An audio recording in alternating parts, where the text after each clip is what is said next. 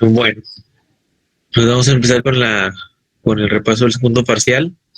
Les recuerdo que a partir de los temas que hoy se va a mencionar aquí, pues va a venir todo lo que vienen siendo las preguntas para el examen, ¿verdad? Que es el próximo miércoles, ¿ok? Bueno, en la unidad 6, que es donde empezamos a hablar del segundo parcial, lo primero que empezamos a hablar fue de la relación huésped-parásito. Y aquí el objetivo principal es definir cuáles son las relaciones que se establecen entre el hospedador o huésped y el parásito en sí, o los microorganismos, ¿verdad? Mencionando, por supuesto, la importancia de la microbiota normal, que va a ser, que va a constituir una parte de sistemas de defensa y demás otras funciones del hospedador. Y también describimos el proceso de la infección. Y comenzamos mencionando que las bacterias se podían relacionar con el hombre en distintas formas, ¿ok? Y una de esas distintas formas de relacionarse con el hombre iban a ser estas cuatro que se mencionan aquí, en forma de saprofitismo, en forma de mutualismo, en forma de comensalismo y de patogenicidad. Y vamos a mencionar qué es cada una de estas relaciones que se pueden dar. Las saprófitas, mutualistas y comensales habitualmente no van a ser patógenas, es decir, que no van a causar problemas o afecciones infecciosas en el hospedador. Y pueden producir enfermedades infecciosas cuando hay algún problema o alguna deficiencia en el sistema inmunológico del hospedador, pasando a denominarse patógenas oportunistas. Ejemplos de esto, pues hay varios, pero casi siempre recurrimos a los hongos, ¿no? Que pues, por ejemplo, la Candida albicans va a ser un hongo que lo vamos a encontrar habitualmente en la microbiota del ser humano, pero que cuando este se encuentra deficiente puede llegar a causar afecciones como la cavidad oral, pues está el algodoncillo, sobre todo en niños pequeños, adultos mayores o personas con algún tipo de inmunodeficiencia, ya sea genética o adquirida. Y estas afecciones, pues lo primero que se tienen que tomar en cuenta para poderlas eliminar, primero que nada es tratar la enfermedad base, ya sea la inmunodeficiencia, y ya después pues comenzar un tratamiento o al mismo tiempo se puede iniciar el tratamiento contra la afección, ¿verdad? Contra la infección que esté sucediendo, en este caso pues ya entonces comenzar el tratamiento contra Candida. Y en esta figura de abajo están los modelos de relación del hospedador con el microorganismo. Dijimos que los saprófitos, los mutualistas y los comensales se les van a considerar anfibiontes porque no van a causar enfermedad en el hombre a menos que se comporten como facultativos o oportunistas. Es entonces cuando se van a transformar en patógenos. Y los patógenos naturales van a ser obligados o primarios. Naturalmente van a causar infección sin necesidad que el hospedador humano pues tenga alguna afección en su sistema inmunitario. Por otra parte, la microbiota normal va a convivir con el hospedador persistiendo más o menos tiempo en un determinado hábitat y va a aportar además otra serie de beneficios que actualmente ya están bien estudiados y que, de los cuales se siguen descubriendo conforme se siguen publicando actualizaciones respecto a este tema. Pero bajo ciertas circunstancias, esta microbiota puede convertirse en patógena. Después definimos a la enfermedad infecciosa, que es una alteración de la fisiología inducida por los microorganismos. La vamos a clasificar en función de múltiples aspectos y es directamente proporcional al numerador de una fracción donde estarían los factores microbianos y en el denominador los del hospedador, de tal manera que cuando hay un desbalance en estos factores, pues se va a producir la enfermedad infecciosa. Después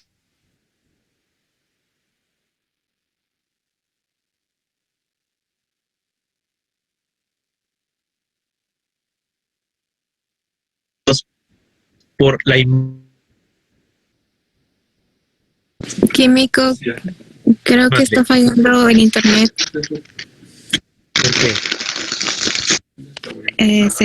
O bueno, no sé si es el mío o el de usted, pero se estaba cortando y luego ya no lo escuché.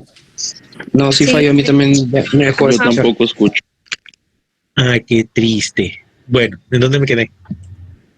No, en esa página, solamente que cuando empezó se cortó.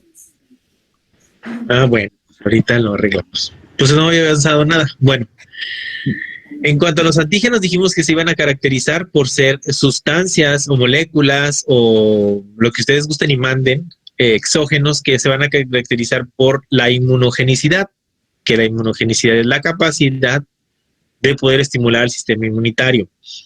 De tal manera que toda sustancia que sea inmunógena, pues va a ser un antígeno. Y la antigenicidad va a ser la propiedad de unirse a los elementos que desencadenan como una respuesta frente a ellos, ¿ok?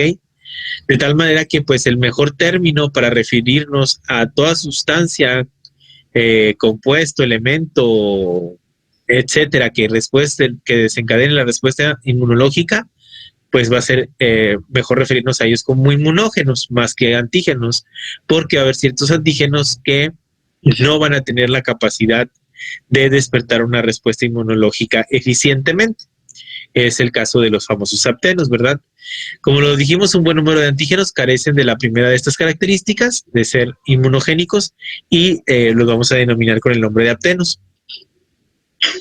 Como tal, los aptenos van a tener esta característica de que por sí solos no van a poder desencadenar una respuesta inflamatoria, de tal manera que los vamos a requerir transportar en proteínas acarreadoras para que puedan entonces, junto con la proteína acarreadora, ya poder generar una respuesta inmunológica. Y este es el principio para el diseño de muchas de las vacunas que actualmente están en el mercado, bueno, de varias de las vacunas que están en el mercado, en donde pues acuérdense que lo que se busca con la vacunación es estimular la respuesta inmunitaria sin que se produzca la enfermedad, ¿verdad? De tal manera que se buscan los antígenos para los cuales se van a generar más eficientemente células de memorias y anticuerpos, y de esta manera, pues cuando ya tengamos un contacto directo con el microorganismo que causa la enfermedad, pues tengamos una respuesta inmunitaria secundaria eficiente que limite la infección, la resuelva o, en el peor de los casos, pues que si nos llega a afectar, pues nos dé con menos intensidad. Y aquí déjenme ponerles un ejemplo que hice yo cuando estaba en la escuela, hace un chorro de años, acerca precisamente de los aptenos. Déjenme ver si lo encuentro, ahorita se los pongo. Que fue la mejor manera que nosotros encontramos para explicar esta parte de los aptenos. Déjenme encontrar si lo encuentro. Creo que es este. Sí, aquí está. Ahí me dicen si se ve en su pantalla, ¿ok? Creo que ya se las había puesto. La de la hormiguita, ¿se acuerdan? Sí, no lo había puesto, Químico. Bueno. No la veo, pero sí me acuerdo de eso. Yo no la veo, Químico. Ahorita la vuelvo a poner. Sí, yo creo que ya se las... Es que no recuerdo si era a ustedes o a otro grupo, pero... Sí, nos la puso. Yo creo que alguien les había dicho. Es esta, ¿verdad? La cual por sí sola no va a tener la capacidad de despertar la respuesta inmunológica, por lo cual íbamos a requerir una proteína cargadora, que en este caso va a ser la hormiguita, la cual se va a encargar de transportar a la proteína que no tiene la capacidad, o al apteno que no tiene la capacidad de generar la respuesta inmunológica, y entonces el sistema inmunológico va a generar anticuerpos contra los epítopos, que van a ser estas partes de la piedrita o del apteno, que van a ser inmunológicamente activos o inmunogénicos, así como anticuerpos contra la unión de la proteína acarreadora, en este caso el bracito de la hormiguita, y la piedrita, que es el apteno, y también se puede generar, aunque se busca que sea en menor medida, anticuerpos contra la proteína acarreadora, de tal manera que va a ser la base para la respuesta alérgica de drogas, como por ejemplo la penicilina también, ¿verdad? Muy bien, ahora sí vamos a continuar con la presentación.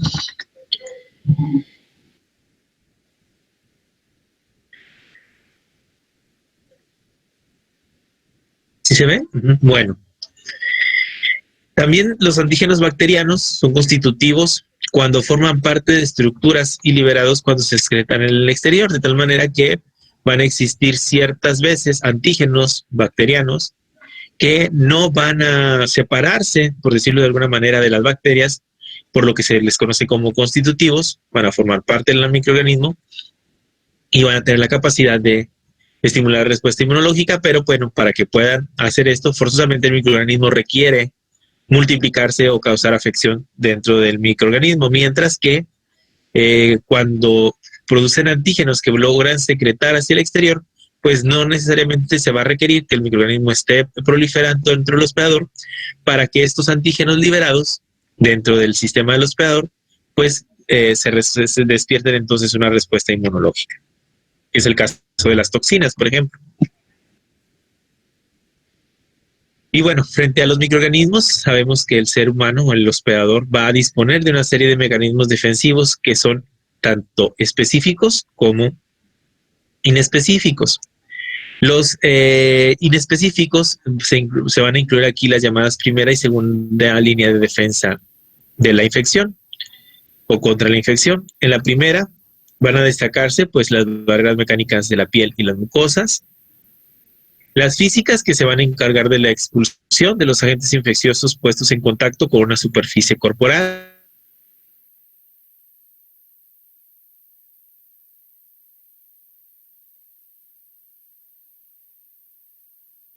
Y también están las barreras químicas, que van a ser sustancias con acción antimicrobiana, que van a limitar el crecimiento microbiano, ¿verdad? Ejemplo de esto, pues están las enzimas lisosimas, que las vamos a encontrar en diferentes epitelios, que van a ser secretadas por estas células epiteliales, de tal manera que van a actuar en defensa, como una defensa al ejercer su efecto sobre los microorganismos, o también anticuerpos, sobre todo pues los anticuerpos del isotipo IgA, que son los que vamos a encontrar más comúnmente y en más concentración en superficies mucosas. Y también pues están el pH, ¿verdad? El pH, un pH adecuado en el estómago, por ejemplo, o en el sistema genital en el caso de las mujeres, pues va a limitar el crecimiento bacteriano, y esto es importante porque pues algo tan simple como el potencial de hidrógeno, cuando sufre un desbalance, pues puede entonces favorecer el crecimiento de microorganismos patógenos. Y también está la línea de defensa constituida por la microbiota normal, que ya dijimos que sobre todo la del sistema digestivo a nivel de colon y principalmente de este nivel, pues va a impedir que organismos patógenos proliferen, de tal manera que pues también va a actuar como una línea de defensa. La segunda línea de defensa va a estar representada por varios mecanismos, células y compuestos químicos. Y aquí entran en juego la inflamación y la fagocitosis. Ambas van a tratar de eliminar los patógenos y también reparar el daño que haya sucedido en los tejidos mediante cambios vasculares y celulares y por una serie de mediadores químicos. Y aquí en esta imagen pues están los cambios celulares que van a suceder durante el proceso inflamatorio, durante la inflamación. Recordemos que la inflamación es un proceso natural que se va a dar en respuesta a un tejido, una afectación tisular, ¿verdad? Forzosamente, para que suceda la inflamación como tal, requiere que se dé en tejidos vascularizados. Y bueno, ahí les dejo de tarea para que me investiguen cuál es el único tejido no vascularizado del ser humano y por lo tanto no va a sufrir inflamación. Bueno, Creo que es de la córnea. saben, ya se lo sabían. Muy bien. Y bueno, aquí va principalmente lo primero que sucede para que pueda suceder esta respuesta, la primera que es mediada por células durante el proceso inflamatorio, es primero que nada hay una marginación. ¿Qué quiere decir esto? Que el neutrófilo requiere viajar forzosamente de circulación sanguínea, que es donde normalmente va a estar una fracción de estos, y lo hace en comunicación con la célula endotelial, la cual va a ir expresando en su superficie moléculas que le van a avisar al neutrófilo que pues ahí cerquitas de donde está este vaso, pues hubo una destrucción o un proceso inflamatorio, ¿verdad? Y aquí están las señales que requiere, en este caso son receptores de superficie de la célula endotelial, los cuales van a entrar en comunicación con receptores propios del neutrófilo, ¿verdad? De esta manera pues va a haber una interacción y se va a llevar a cabo el segundo paso, que es la adherencia de la superficie del neutrófilo con el endotelio vascular.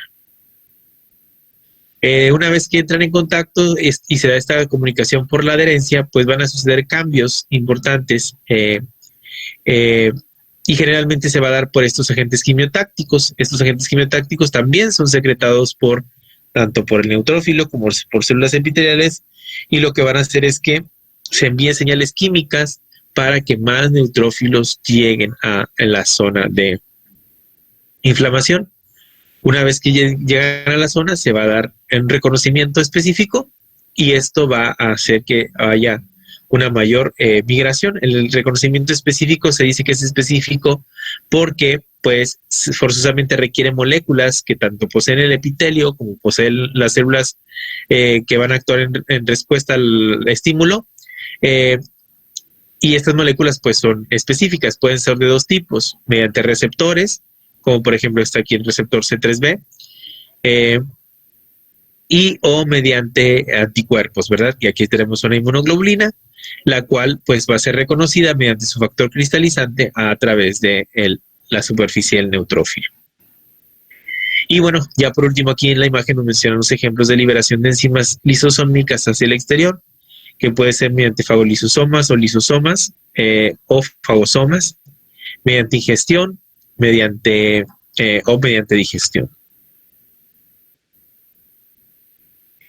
Y también hablamos del complemento, que dijimos que iba a constituir un elemento importante en cuanto a la respuesta inmunitaria, sobre todo cuando se activa por la vía alternativa o alterna. Va a ser un factor inespecífico, pero cuando lo hace con la participación de anticuerpos, se convierte entonces en un factor específico que va a actuar en defensa al hospedador, ¿verdad? Cuando requiere la participación de un complejo antígeno-anticuerpos, entonces se activa la vía clásica del complemento.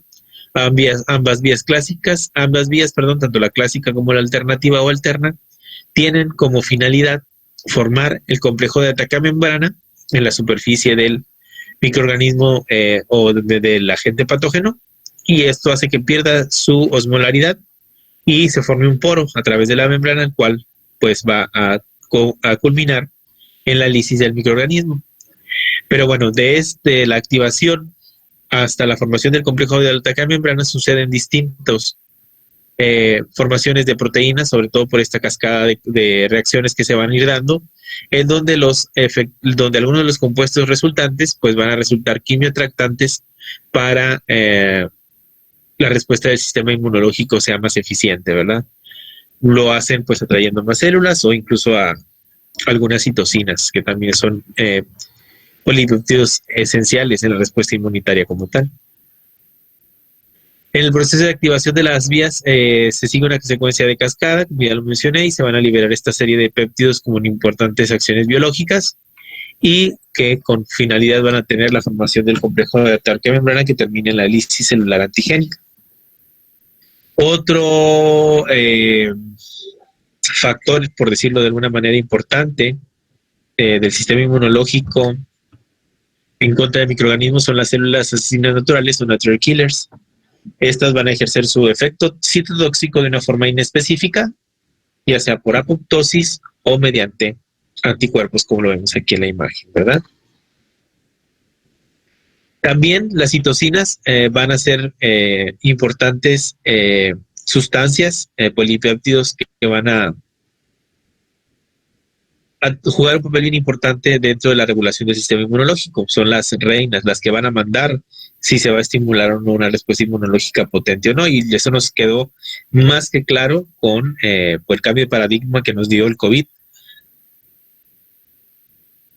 actualmente, ¿verdad? Con la aparición de la famosa tormenta de citocinas en pacientes graves.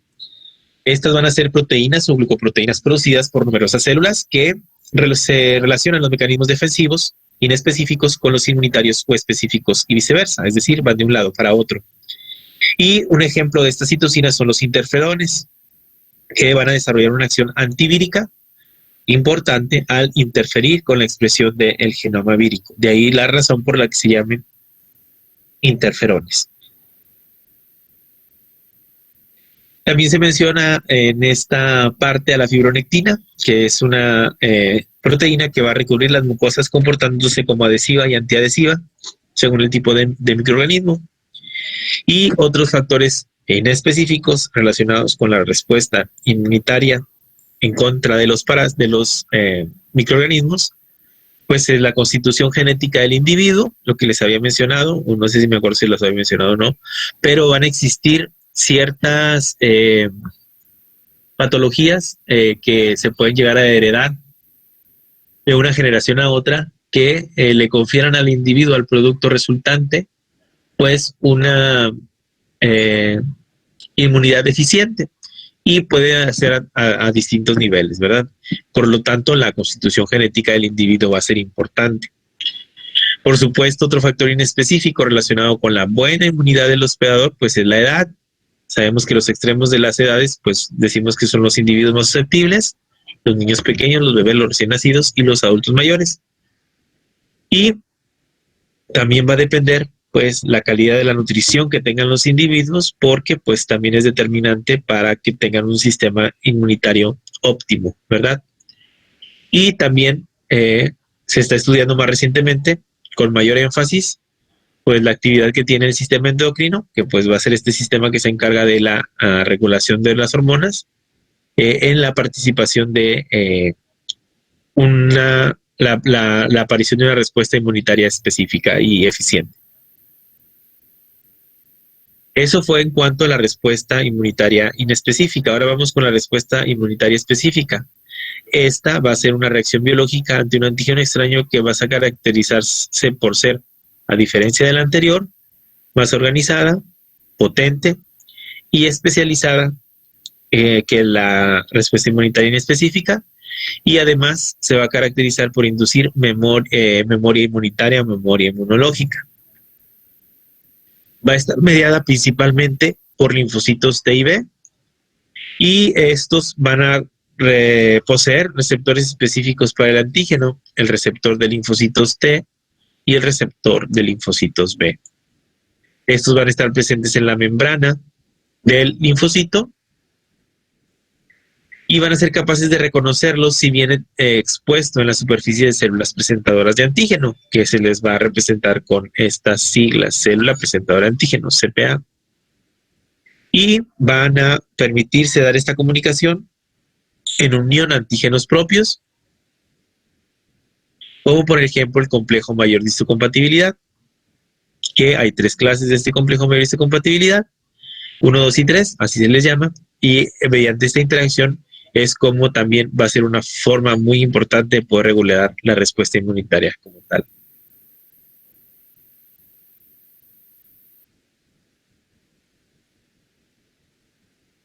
Una característica importante de los linfocitos B es que su activación se puede dar por antígenos timoindependientes, dándose una activación policlonal, o mediante determinantes repetidos que interactúan con múltiples receptores, como los ejemplos que se ven aquí en la imagen. Y bueno, pues van a existir 2 tipos de linfocitos T. Los linfocitos TCD4 o helpers o colaboradores o cooperadores, también se les conoce así. Estos van a reconocer el antígeno junto al complejo mayor histocompatibilidad tipo 2, mientras que el otro grupo de linfocitos importantes son los linfocitos TCD4 o citotóxicos, que reconocen al antígeno mediante el complejo mayor histocompatibilidad tipo 1. Esto es pregunta de examen. Y bueno, ¿cómo se da la cooperación entonces entre inmunidad específica e inespecífica? Aquí forzosamente, para que se dé la interacción en el caso de el primer ejemplo que se da, comparando la inmunidad inespecífica con la específica, aquí pues nada más se requiere que las bacterias entren en contacto con una célula fagocítica para que se dé la fagocitosis, pero pues la fagocitosis en la inmunidad inespecífica pues es poco eficaz. Mientras, comparando esta parte con la inmunidad específica, aquí se requiere que el microorganismo encuentre en contacto forzosamente con en este caso con un linfocito B, el cual pues lo va a reconocer mediante sus anticuerpos de superficie, y este se va a encargar de diferenciarse a células plasmáticas y entonces producir más anticuerpos en contra del microorganismo identificado. Esta alta producción de anticuerpos hace que los anticuerpos producidos opsonicen al microorganismo, en este caso a la bacteria, y se lleve a cabo otra vez la fagocitosis, pero mediante la opsonización previa por anticuerpos, lo que va a tornar a la fagocitosis por parte de los neutrófilos, en este caso, pues mucho más eficiente. El otro ejemplo es cuando pues las bacterias activan al complemento. Dijimos que lo iban a activar directamente a través de la vía alterna, ¿verdad?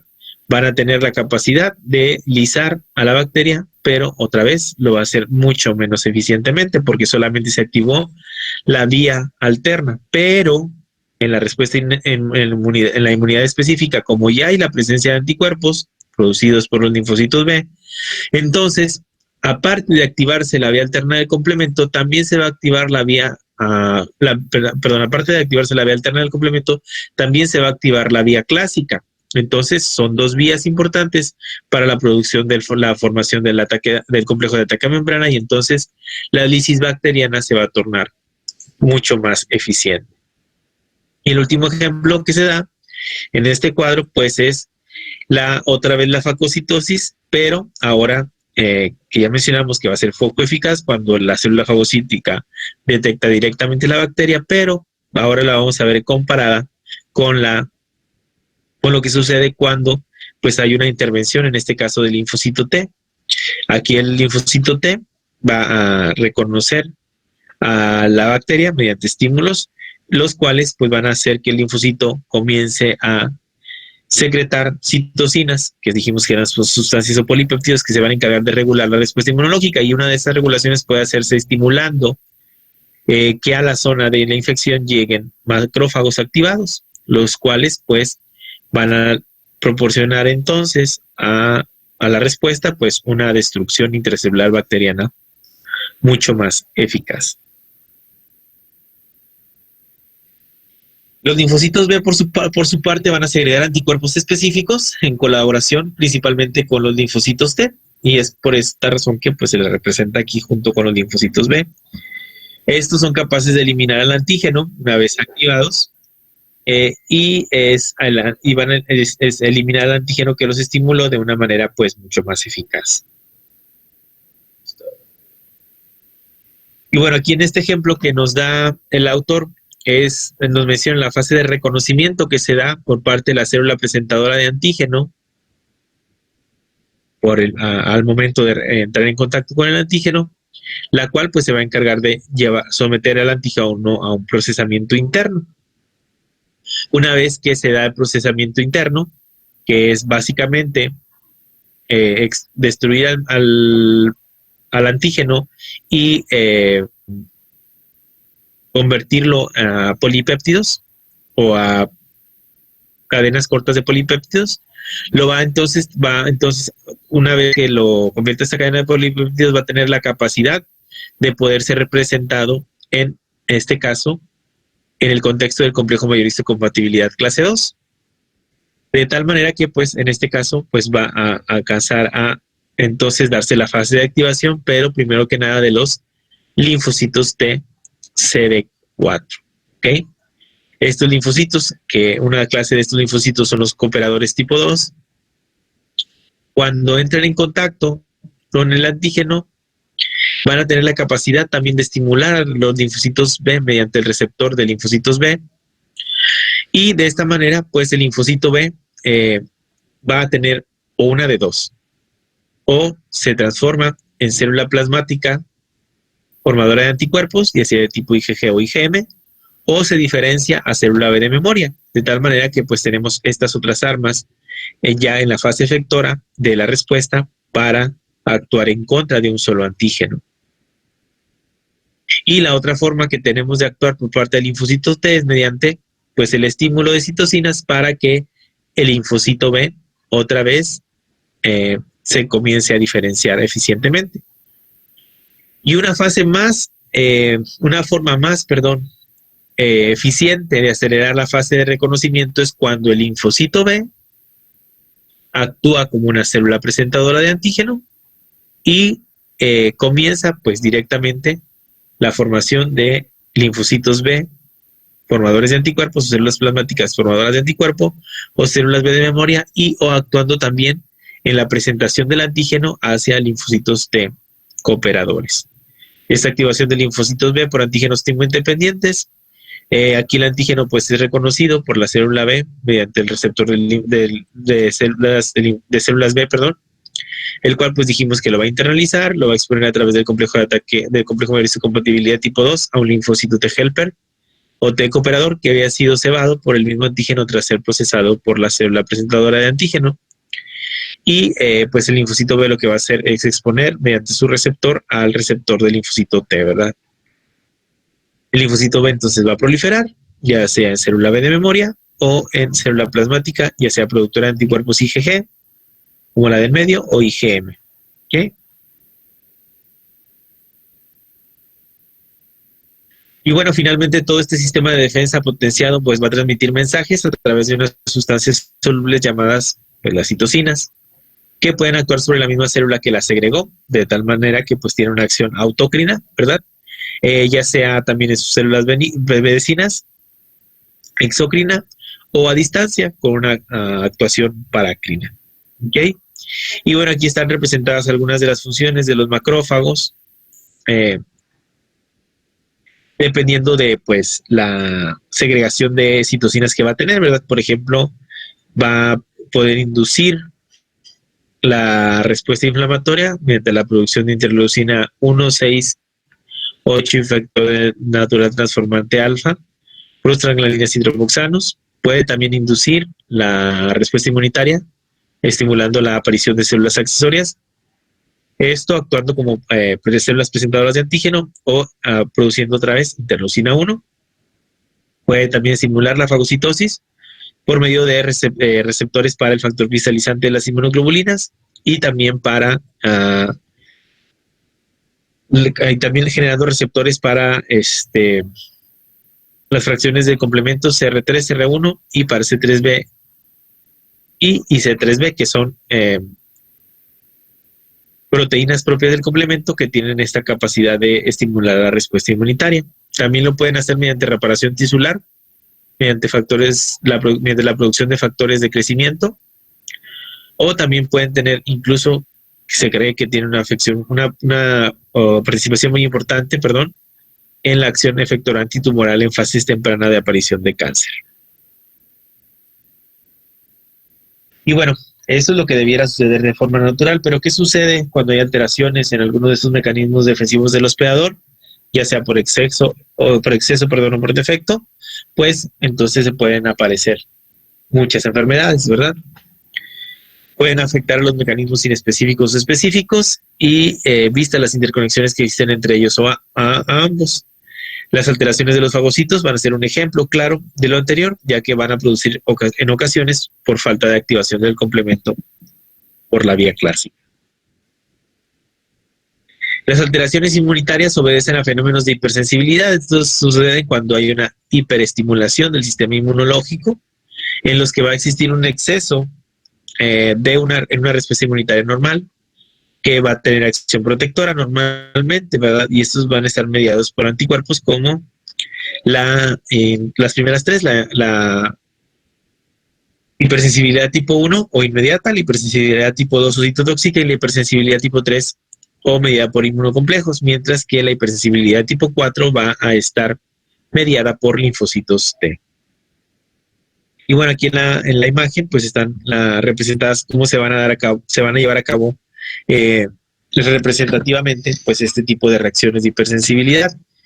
Aquí tenemos el ejemplo de la hipersensibilidad tipo 4, en donde pues el antígeno, o más bien dicho alergeno, va a estimular, va a unirse a receptores de tipo inmunoglobulínico en la superficie de los mastocitos, que generalmente son inmunoglobulinas del tipo E, provocando la desgranulación y la liberación de estas sustancias, que generalmente pues van a ser derivados de la ciclooxigenasa, pues van a producir una respuesta anafiláctica. En la tipo 2 van a intervenir, aquí forzosamente se va a requerir la formación de una interacción de la célula diana con el anticuerpo propio o mediante la activación del complemento que pues va a conllevar una lisis celular. La hipersensibilidad tipo 3 o por inmunocomplejos, como su nombre lo dice, forzosamente va a requerir la formación de un inmunocomplejo para que se pueda dar el daño. El ejemplo que se da típicamente en este tipo de hipersensibilidad es lo que sucede cuando sucede una infección estreptocócica, la cual la mayoría de las veces o en algunas ocasiones pues puede dejar remanentes de estos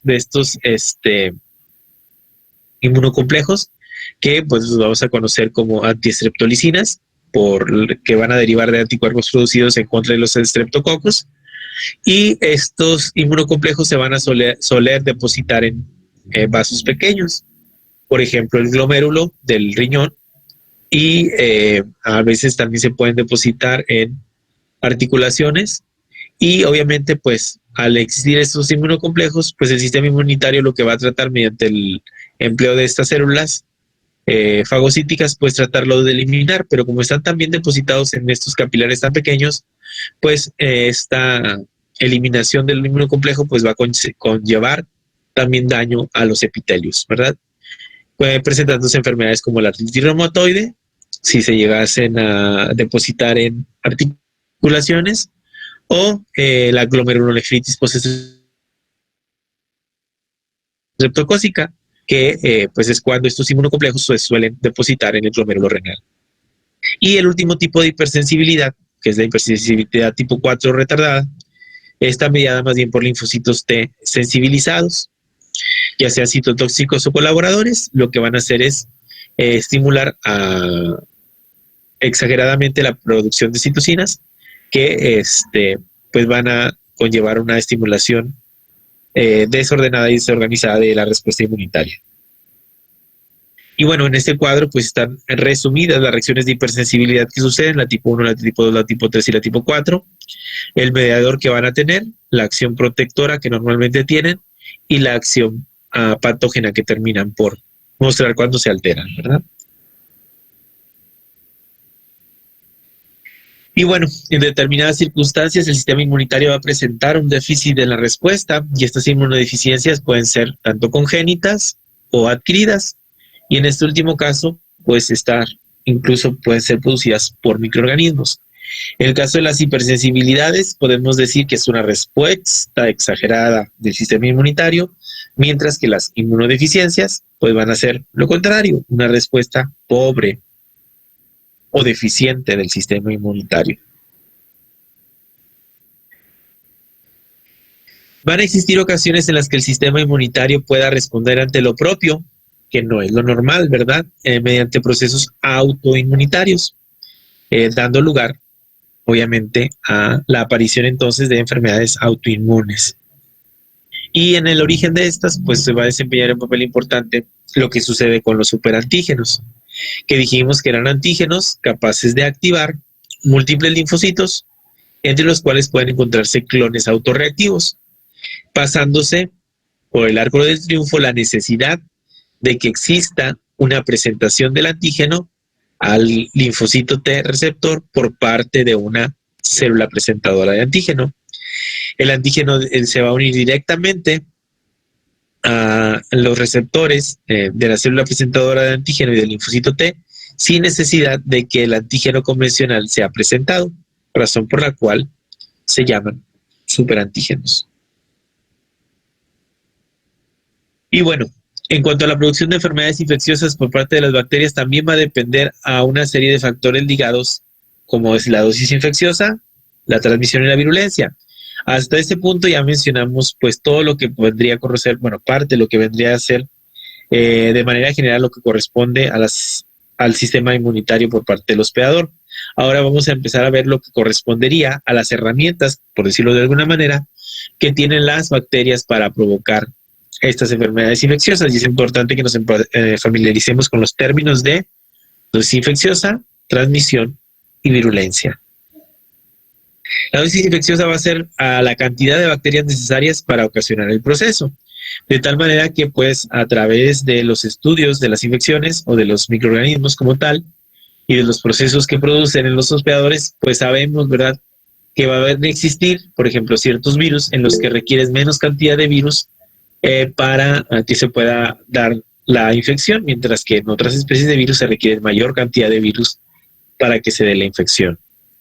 Esto es lo que conocemos como dosis infecciosa. Y el ejemplo que se da aquí, pues es el que donde comparamos el virus de la hepatitis C con el virus del VIH.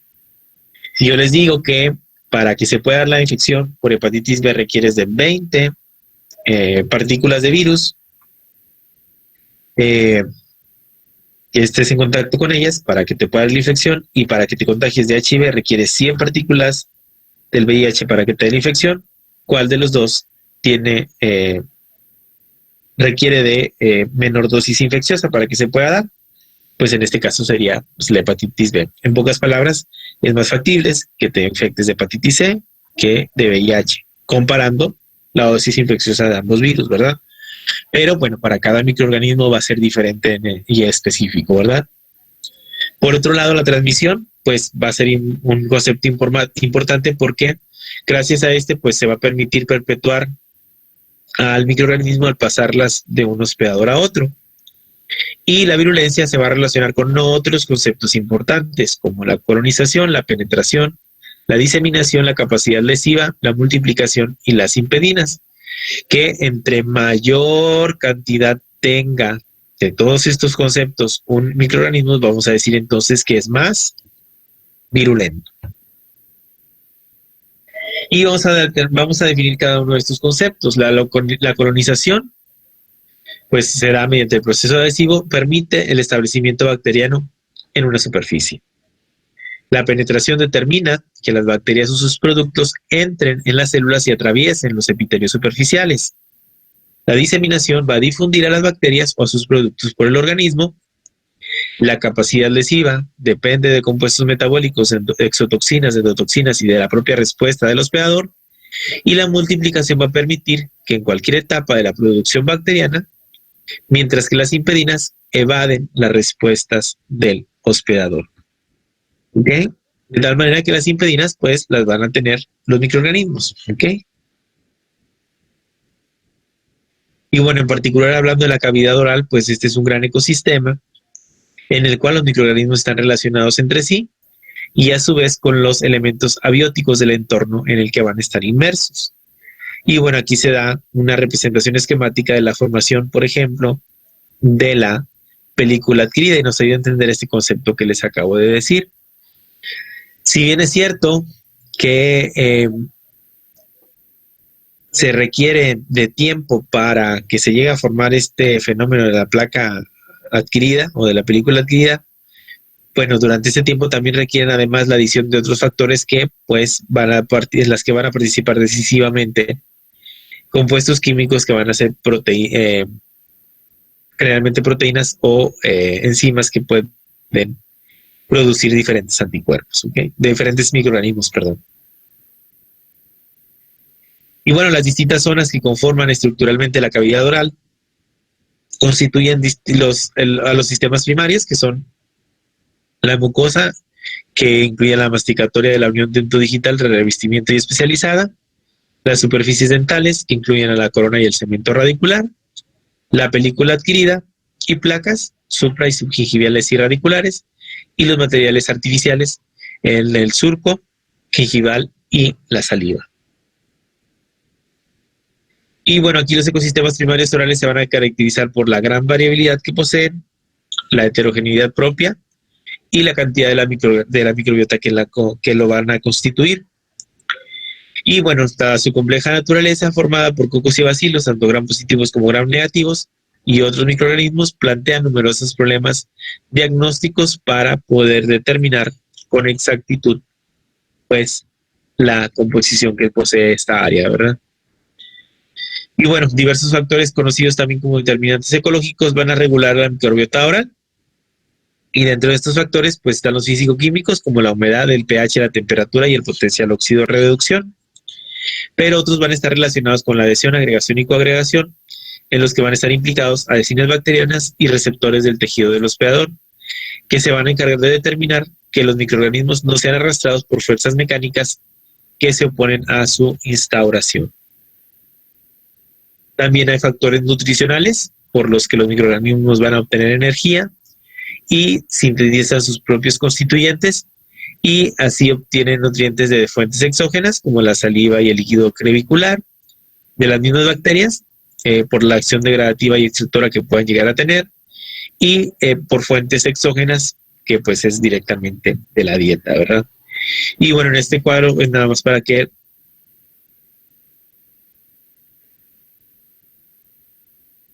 se represente de manera ¿Espera qué?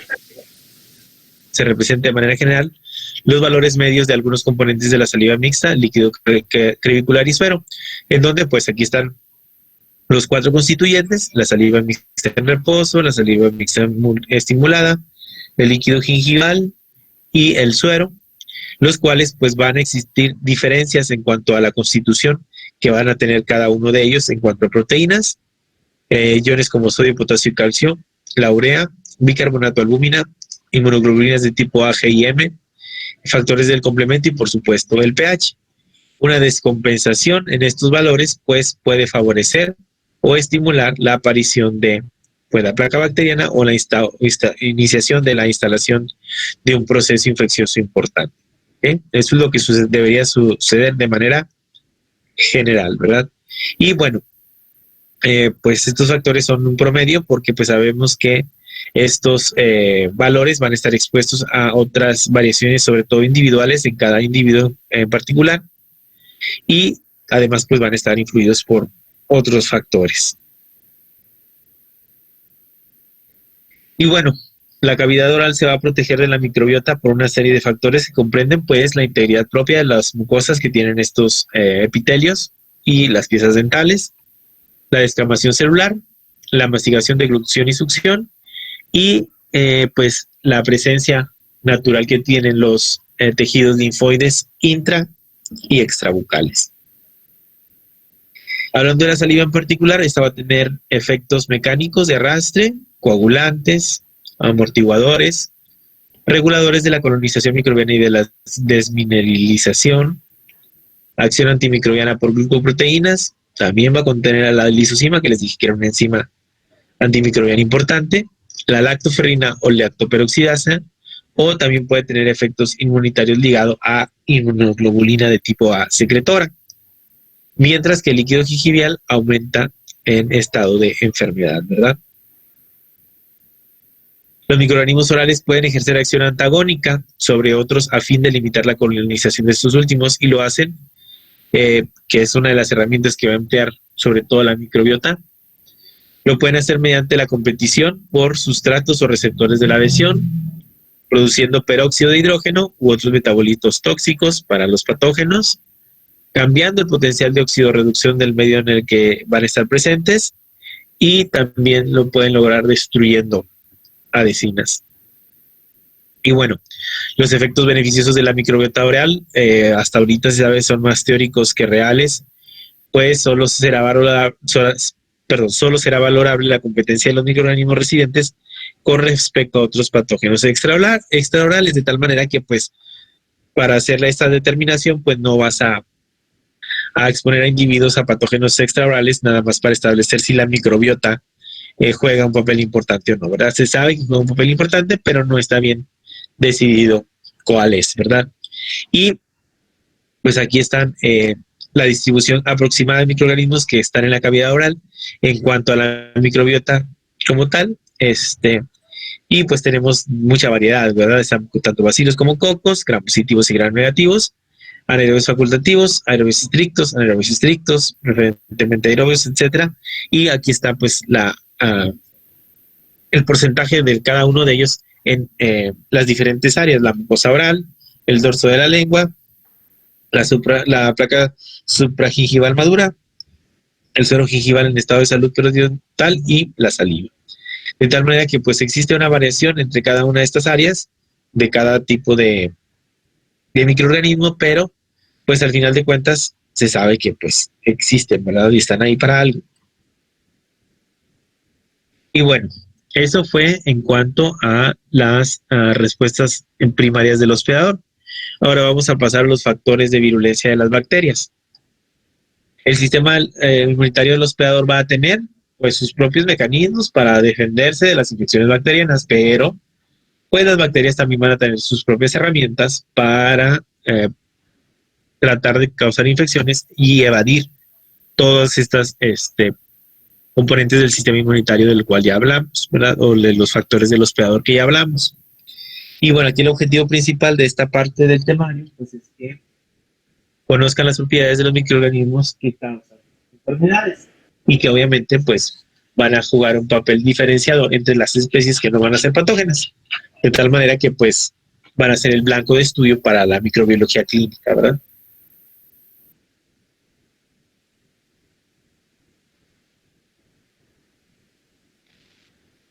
Y bueno, primero que nada tenemos que entender una serie de conceptos para entender cómo los microorganismos van a actuar en contra de nosotros, ¿verdad? El primero de ellos es la adherencia, que también la vamos a conocer como adhesión o unión, que es un proceso por medio del cual pues las bacterias se van a unir a la superficie de las células hospedadoras. Y una vez que las bacterias penetran en el organismo, pues es el paso principal en la evolución de la infección, pues va a ser ¿verdad? El de la adherencia. La infección, por otro lado, va a ser la multiplicación de un microorganismo infeccioso dentro del organismo.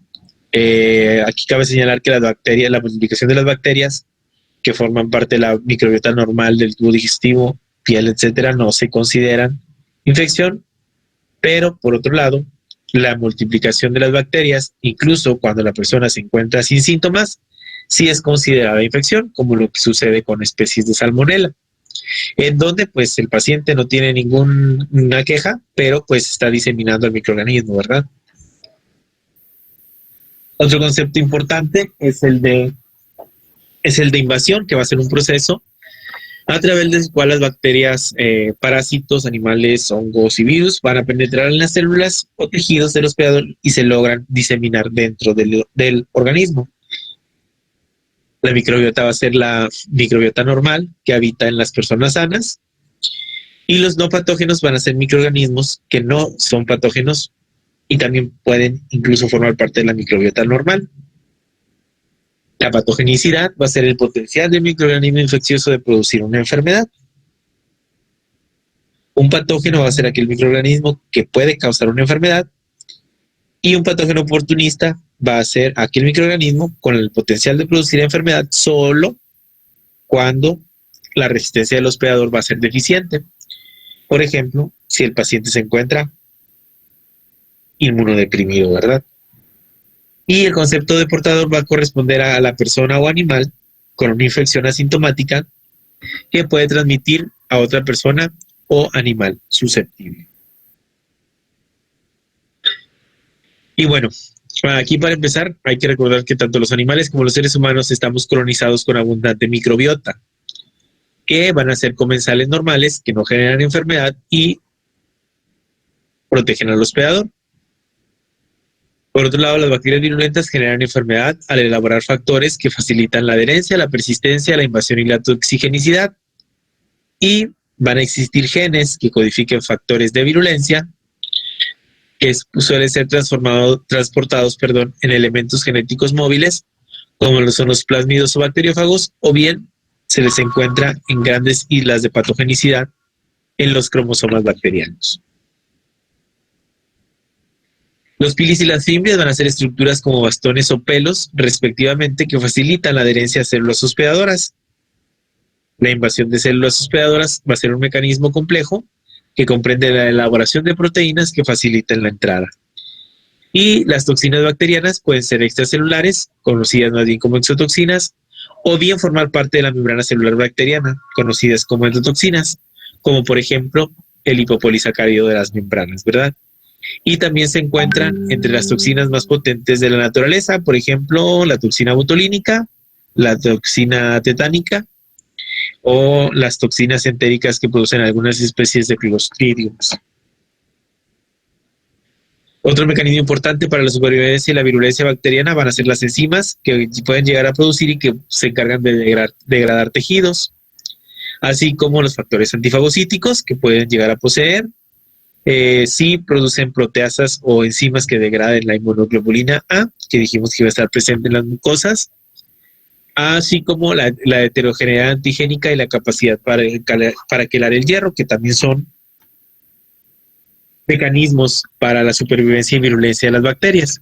¿En qué consiste la heterogeneidad antigénica? Pues va a consistir básicamente en que el microorganismo va a tener la capacidad de cambiar su superficie a través de cambios mutacionales dentro de su material genético que van a derivar precisamente en que el antígeno que, digamos, hace un año estaban expresando, pues actualmente no lo van a expresar de la misma manera. Que pues es, por ejemplo, lo que sucede con el virus de la influenza. El hecho de que tengan alta heterogeneidad antigénica, pues hace que la vacuna que fue diseñada contra epítopos del antígeno del virus de la influenza de hace un año, pues ya no funcionen contra los epítopos del virus de la influenza de este año. ¿Ok? Y bueno, van a existir cuando menos 7 sistemas de secreción bacteriana que van a ser complejos proteínicos o canales que aseguran el transporte de proteínas estructurales y toxigénicas a través de la célula bacteriana después de la traducción. Y después pasamos a lo que viene siendo la unidad 8. Aquí hablamos de nomenclatura y clasificación. Y el objetivo principal aquí era describir las reglas que se utilizan para nombrar los microorganismos, explicando los criterios empleados para su clasificación. Y bueno, nada más para recordarles que es necesario comprender el vocabulario para la comunicación en la ciencia de las enfermedades infecciosas. Es necesario también que conozcan las clasificaciones taxonómicas que existen y aprender que las características de crecimiento, tanto bioquímicas como genéticas, son utilizadas para clasificar a las bacterias. Además de que pues, es necesario que conozcamos las distintas herramientas empleadas en la taxonomía basada en ácidos nucleicos. Y nada más para recordarnos y ubicarnos en el árbol de la vida donde estamos ubicados. Bueno, hay 3 grandes reinos, tomando en cuenta el tipo de célula a la que pertenezcamos. Está el reino de las bacterias, el reino Archaea y el reino Eukarya. Nosotros estamos en el reino Eukarya, dentro de los animales, y aquí mismo vamos a encontrar algunos parásitos y hongos junto con las plantas.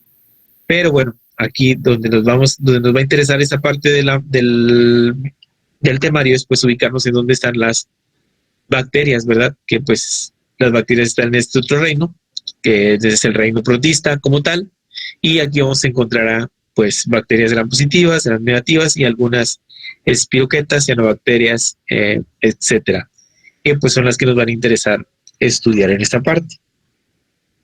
Y bueno, cuando hablamos de clasificación y nomenclatura bacteriana, pues debemos entender que debemos de partir siempre de un ancestro previo que nos diga si el microorganismo que estamos estudiando no pertenece a una clase de microorganismo u a otra, de tal manera que pues es necesario también conocer la clasificación, nombre y apellido del microorganismo para pues saber el tratamiento adecuado, ¿verdad? Que es lo principal que les va a interesar a ustedes. Ahora, ¿qué criterios existen para clasificar a las bacterias? Son estos 5 principales. El crecimiento en medios de cultivo, que incluye a medios no selectivos, selectivos y diferenciales. La microscopía bacteriana, las pruebas bioquímicas, las pruebas inmunológicas, que incluyen serotipos, serogrupos y serovariedades. Y la inestabilidad genética, ¿ok? ¿Por qué la inestabilidad genética? Porque cuando hay un cambio en la constitución genética del microorganismo, pues este cambio pudiera hacer que ya no pertenezca o dejara de pertenecer a el género o a la especie que en un principio se creyó que pertenecía. Es por eso que actualmente el estudio de la genética de los microorganismos es bien importante para establecer si la clasificación que tienen actualmente es la idónea o no, ¿verdad? En cuanto a las pruebas bioquímicas más usadas con frecuencia para distinguir entre las bacterias, pues hay un chorro para aventar para arriba. Se puede realizar en tubos, en este sistema que es el famoso sistema API o actualmente existen equipos semiautomatizados, y se hacen estudios incluso en placas de centeno de pozos. Hay muchas maneras de realizar las pruebas bioquímicas. El chiste de las pruebas bioquímicas es pues que se realicen de forma estandarizada, que se lleven adecuadamente por personal capacitado y sobre todo que se sepan interpretar. La interpretación pues la hace el laboratorio, ustedes no se tienen que mortificar por esto. Y bueno, dentro de las pruebas bioquímicas más empleadas con mayor frecuencia pues está la degradación de carbohidratos, que ahí está la prueba de la lactosa, galactosa, sacarosa, fructosa, etcétera. La producción de catalasa, la utilización de citrato, la coagulasa, la descarboxilasa y desaminasa, la producción de sulfuro de hidrógeno no, que es esta que está acá, la producción de indol, la reducción de nitrato, la degradación del ortonitrofenil beta para galactósido, la producción de oxidasa, la producción de proteinasa, la producción de ureasa y la prueba de Voges-Proskauer. Esto es nada más por mencionar algunas, ¿verdad? Pero digamos que son de las más conocidas, las que más se emplean para seguir los algoritmos para la identificación correcta de los microorganismos. Por eso se menciona aquí, nada más para que sepan que estas pruebas bioquímicas nos van a llevar hacia la elucidación de la identificación microbiana correcta o bacteriana correcta. También existen otros sistemas de clasificación como las claves, las taxonomías numéricas que se emplean por el API, la clasificación filogenética para comprender las relaciones evolutivas entre bacterias y el RNA ribosómico, que este último pues es lo idóneo, ¿verdad? Para decir con toda claridad que se está tratando de X o Y bacteria. ¿Por qué? Porque el RNA ribosómico va a ser único para cada especie bacteriana. ¿Por qué decimos que es único? Porque cada especie en particular va a tener la capacidad de sintetizar cierto RNA, mientras que pues si lo comparas con otra especie bacteriana pues vamos a decir que es distinto, ¿verdad? Por lo tanto, este sistema de clasificación mediante el RNA ribosómico pues actualmente pues es lo que se está buscando, ¿verdad? Que en todos lados se haga para tener una clasificación de bacterias adecuadas. Y bueno, para describir los principales de categorías y grupos de bacterias pues existen distintos métodos. Está el manual de Berger de bacteriología sistemática y la clasificación de las bacterias en bacterias gram negativas y positivas y aquellas que no tienen pared celular. Para subtipificar y aplicar esta subtipificación, digamos que ya tenemos una bacteria, pero vamos a encontrar que existen variantes de la misma bacteria. Bueno, para eso se requiere la subtipificación. Se puede hacer mediante la tipificación serológica, por ejemplo, cuando hablamos de el género Neisseria, dijimos que Neisseria meningitidis habían subtipos, ¿verdad? El que era el A, B, C, Y y el W135. Bueno, eso se hace mediante tipificación serológica y es necesario para saber cuál subespecie de Neisseria pues está causando, por ejemplo, un brote, ¿verdad? También se puede hacer mediante genotipificación, que pues sería lo más chido, ¿verdad? Pero pues se requieren técnicas de biología molecular, o más actualmente mediante la huella química. Esta huella química lo que nos dice es si los productos identificados de un cultivo bacteriano pertenecen o no a determinada especie bacteriana. Básicamente lo que se hace es mediante un análisis de las proteínas que se producen en la membrana de la bacteria, que se pueden llevar a análisis de proteómica o mediante el empleo de equipos que utilicen la espectrometría para la evaluación de los espectros que producen estos cambios químicos, pues llevan a la subtipificación de un microorganismo o no. Obviamente, pues esto va a depender de la técnica que se tenga a la mano para poderlo realizar y, por supuesto, de la necesidad o no de que exista una subtipificación del microorganismo o no, ¿verdad? Y, por último, para la clasificación y nomenclatura, pues está también la taxonomía basada en ácidos nucleicos. Aquí tenemos el análisis de plásmidos. Y hicimos que eran elementos genéticos móviles que se representan de manera circular y que tienen la capacidad de poderse replicar por sí mismos. El análisis de endonucleasas de restricción. El análisis por medio de la técnica de Southern blot. La ribotipificación. El análisis de secuencias repetitivas. Y la aplicación que puede llegar a tener en la medicina forense microbiana. Que pues bueno, cada uno de estos va a tener un empleo particular, que bueno, en este caso pues no se lo voy a preguntar, pero pues sepan que que esta taxonomía basada en ácidos nucleicos puede llegar a tener todas estas variantes. La más empleada actualmente pues es la de la técnica de análisis por medio de la técnica de Southern-Blot. El análisis de plásmidos nos sirve mucho para la identificación de plásmidos que se transfieren de bacterias a otras que pueden llevar genes que codifican para farmacoresistencias. Y bueno, actualmente existen en el mercado diversas marcas que se encargan del manejo de este tipo de identificaciones para una identificación más pronta, o sea, más rápida.